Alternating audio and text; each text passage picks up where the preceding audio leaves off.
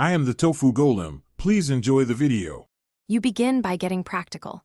Hold the iPhone 16 Pro steady and unlock it, then open Measure or a dedicated scanning app so the Lidar module can initialize. Make sure battery is above 20% and airplane mode is off for sensor stability. You want consistent frame timing.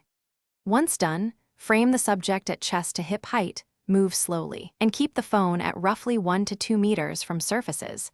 This distance balances range and resolution. Now you focus on technique. Pan slowly around the object with gentle arcs, keeping the sensor perpendicular to key surfaces to reduce depth noise.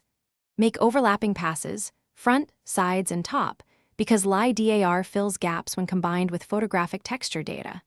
If using Camera Pro, lock exposure and focus so lighting stays consistent. That prevents depth mismatches. While scanning, pause briefly on complex edges to let the sensor refine returns, and monitor the app's reconstruction preview. To finish, inspect the generated mesh or depth map and fill any gaps by rescanning those zones.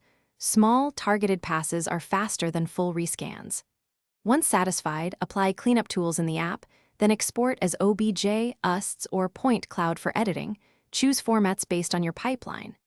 If you encounter artifacts, try one troubleshooting tip. Increase ambient light, scan slower, and add more overlapping angles. These steps reduce multipath errors and missing returns, improving final fidelity.